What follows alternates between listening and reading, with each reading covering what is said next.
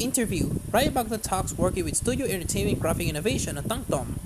Panda Money Toy Brands LLC, which is founded by Riot Magnon, has teamed up with Studio Entertainment Graphic Innovation, aka NG, a company backed by Katakawa, Semi Corporation, and Ultra Super Pictures for the graphic novel series Tankdrome. Tankdrome is set to debut next year, and with the announcement just made, Magnon spoke out to Wataku USA about the collaboration, his background in anime and manga, and what the story will be about. How did you first get interested in anime and manga? As a toy maker, it becomes no surprise that I was introduced to anime and manga during toys and video games. Full-drawn toys were innovative and imaginative. I had to see the show and get all the lions. I failed at the later part. That was the first anime I followed. I didn't really know how the show was originally from Japan. I just appreciated it for what it was about with regard for where it come from. I was only maybe 4 years old though. I don't think I even heard the term anime until the 90s. I think at that time, there were even strange, sophisticated barbarians calling it Japanimation before the anime side prevailed. There may have been casualties in that battle. I don't know. We prefer not to talk about that dark time in my household. I didn't buy my first manga until mid-2000s. There was an animated series called Magnon Warrior. In Japan, it was called Rockman.exe, based on the video game series. I was a huge fan at the time. I was obsessed with seeing more when a show was taking off the airs here. Since I was a kid, I was always fascinated by Japanese culture and history. So one day, for fun, I wandered into a store that specialized in Japanese goods at my local mall. Of course, he had manga, and I was pleasantly surprised to find 3 books for the manga adaptation of NT. Elements for Voltron, Rockman.exe, especially another Capcom favorite, Street Fighter, can be seen in our new brand, Tankdrome. What was the process reaching out to NG, the corporation, so you could team up? How do you continue to collaborate? I started to dig it out into studios producing manga and anime whose work I thought was good. Looking into their work I thought it was good. Looking into their websites and other online information about them gave me an idea of who was doing what and what type of partnerships. For lack of a better term, they sought. For example, if the website suggests they were interested in any sort of solicitation, or they do work for outside of what I was looking for it. Of course, it didn't make sense to try to overcome that resistance. Second, NG was one of the few studios that offer both an English and Japanese website. I found it encouraging. I could reasonably assume that they were seeking international business. Nevertheless, I thought these presumptions to write to them in English only, and I offered both an English and Japanese introductory email. Pandamoni Toy Brands has a modest but respectable line of toys and alternation behind it. They may have helped, I'm not sure. I mentioned in my email because I didn't want it to appear as if I was doing this for a lark. I was fortunate to find the accompanying president, Hiroki Yoshioka, was seen to expand his company's experience with international productions.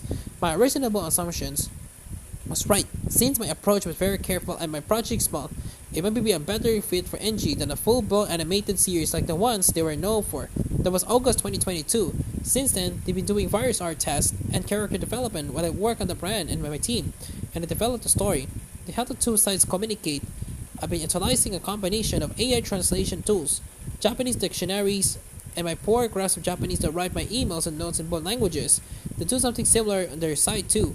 I utilize a lot of Puto preference in our communication as well, but that's pretty common with any team I work with. Can you tell us about Tankdrome and how it will blend Eastern or Western art? Sure. Tankdrome is set in the distant future where, having resolved to end warfare, the nations of the world agreed to settle all geopolitical disputes, as well as some personal disputes, in one-on-one tank battle.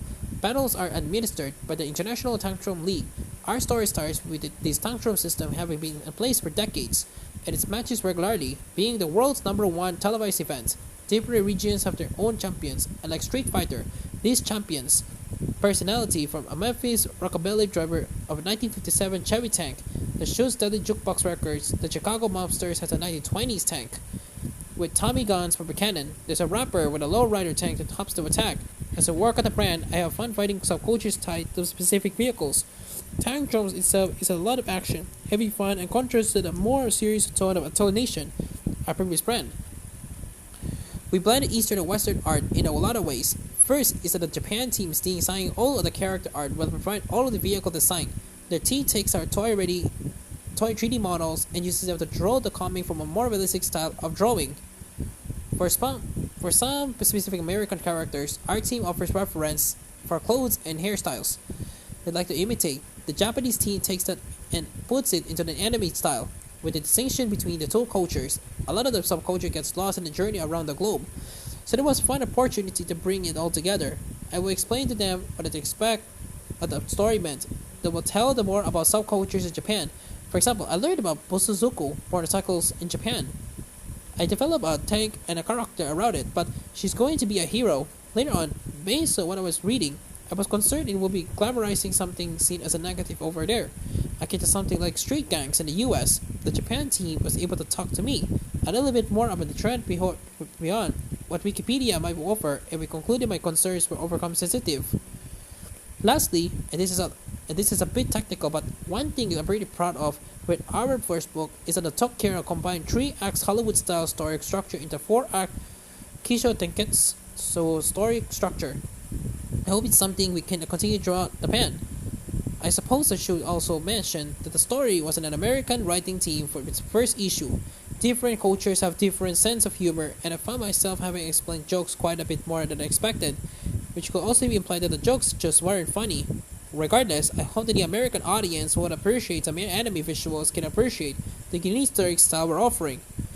Where can people learn more about the Tankdrome franchise? Tankdrome and Panda Money Toy brands are on Twitter, Facebook, and Instagram, and on the web at pandamoni.toys. Closer to the series launch, we'll also have the Tankdrome Pit Pass, a fan club with mail-away goodies just for kids. Is there anything else we're working on that you'd like to share? Yes, I'm also working on an anthology book of short stories for alternation intended for young readers.